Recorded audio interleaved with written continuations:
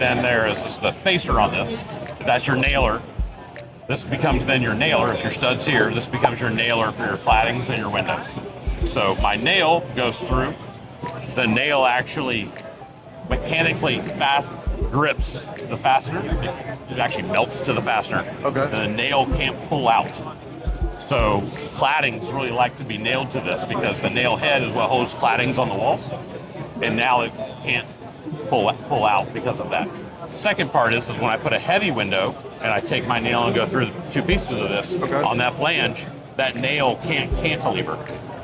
So now my window, a heavy window, is going to fit nice in there. And it's not going to be able to, because typically the other non-structural continuous insulations, if this is your wood stud and it goes through, this whole area has the potential for the nail to bend and cantilever down, okay?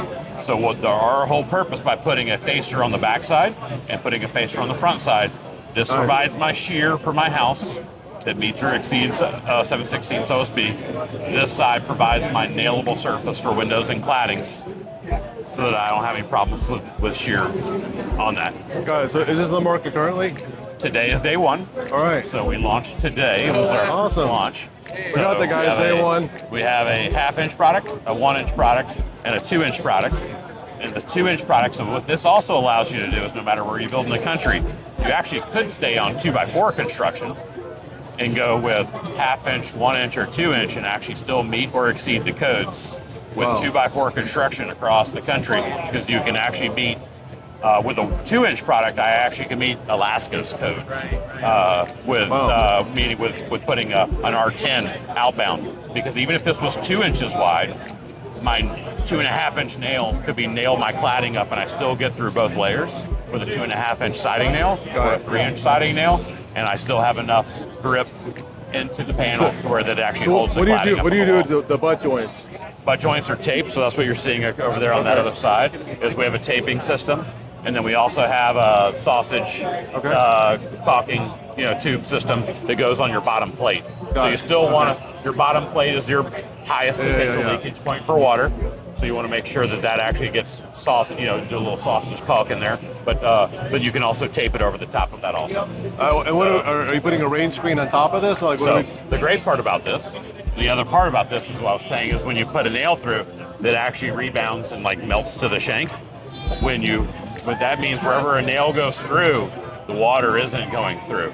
So this becomes not only your thermal barrier and your structural barrier, but it also becomes your water barrier, air barrier, and your air barrier all in one. So it becomes a 4-in-1 product all in one.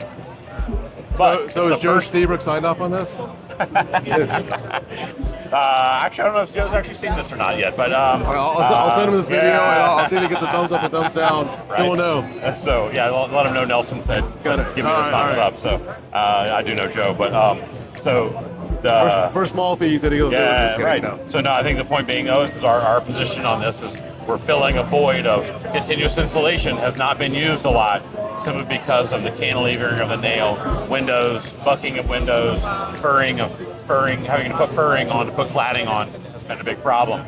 This addresses that in a very thin format, so that allows you to actually put a flanged window right on there and you're in good shape. So this will be your window buck as well?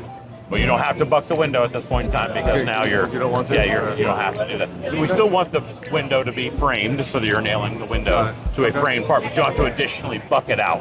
Is my point. Well, sometimes we'll do like an interior, but that's just so you don't have to do the additional bucking. Okay, got it. My point. You still want the wood to be nailed. Okay, so you still want to nail the wood, but my point is that now you don't have to do that anymore. And it's about half the weight of a sheet of OSB. So if you can pick that up. And just grab it and pick it up. Tell Colin you're gonna hey Colin, he's gonna pick this up real quick. One guy can install that on the wall with no problem.